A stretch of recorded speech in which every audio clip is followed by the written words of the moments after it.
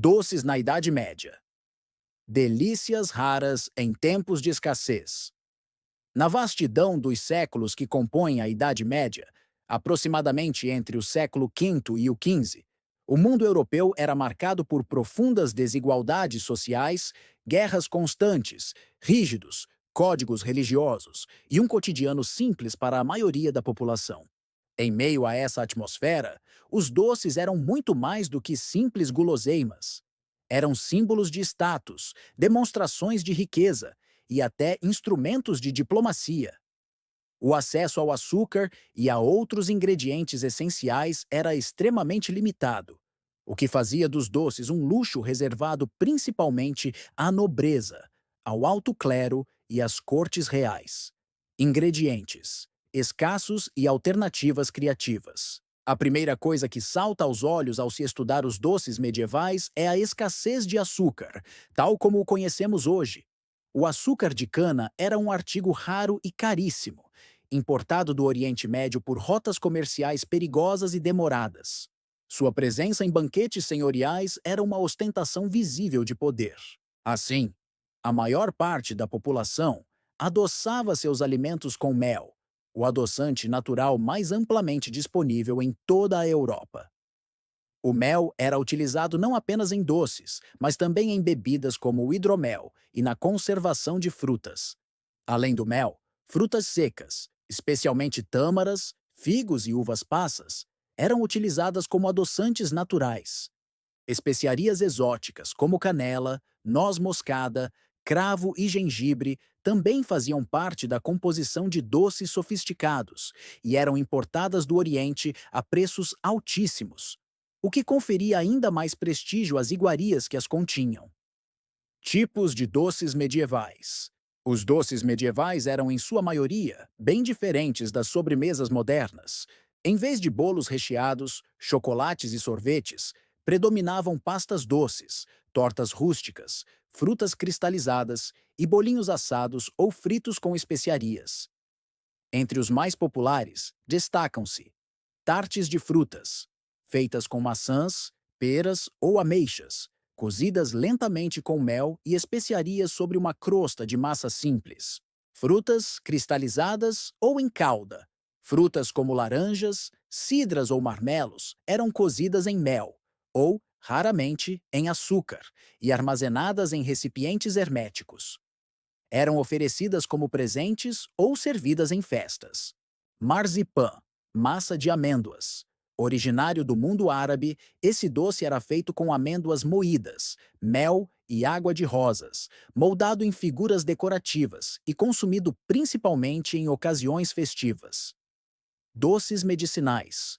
Muitos doces eram preparados em mosteiros, por monges que estudavam medicina. Essas preparações, compostas por mel e especiarias, eram prescritas como remédios para o estômago, para o frio e até para o espírito melancólico. A cozinha dos mosteiros e das cortes. Nos mosteiros, onde o saber era preservado e cultivado, os monges preparavam doces com fins medicinais e religiosos. A cozinha monástica desenvolveu técnicas de fermentação, destilação e conservação, que permitiram a elaboração de conservas, compotas e licores doces. Algumas dessas receitas sobreviveram e influenciaram a doçaria conventual que floresceu na Idade Moderna. Já nas cortes reais e nobres, os doces ganhavam contornos espetaculares. Em banquetes medievais, era comum encerrar a refeição com um chamado cornequinhet entremets, uma apresentação elaborada que podia incluir esculturas comestíveis, como castelos de marzipan ou pavões recheados e enfeitados com folhas douradas. Os doces serviam como entretenimento visual e gustativo, reafirmando a opulência do senhor anfitrião. Função cultural e religiosa. A doçaria medieval não era consumida de forma cotidiana. Ela estava profundamente ligada ao calendário religioso cristão. Festas como o Natal, a Páscoa e o Dia de Todos os Santos eram momentos em que os doces apareciam com mais frequência, especialmente nos mosteiros. Além disso, durante os períodos de jejum impostos pela Igreja, como a Quaresma, A produção e o consumo de doces eram ajustados para se adequarem às restrições, o que levou à criação de receitas sem produtos de origem animal, como os doces de jejum. Os doces também tinham uma dimensão simbólica. Oferecer algo doce era um gesto de afeto e hospitalidade. Em casamentos, alianças políticas e visitas diplomáticas, caixas de doces ou compotas artesanais eram presentes refinados e bem-vindos.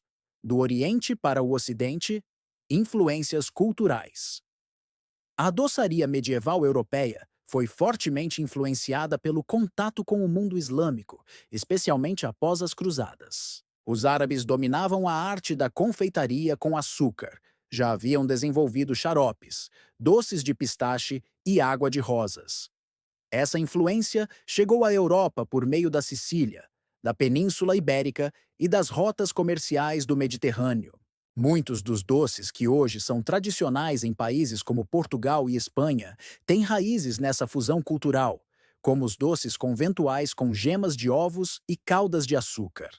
Os doces na Idade Média eram muito mais do que alimentos. Eram marcadores sociais, instrumentos de poder simbólico e expressões de devoção e festividade. Feitos com ingredientes raros e valiosos, carregavam consigo o peso do luxo e da exceção. Embora distantes dos padrões modernos de confeitaria, essas delícias medievais lançaram as bases da arte doceira europeia e ainda ecoam em tradições preservadas até hoje, como os doces conventuais, os bolos festivos e as frutas cristalizadas natalinas. Ao provarmos essas tradições, provamos também um pouco da história doce, densa e misteriosa da Idade Média.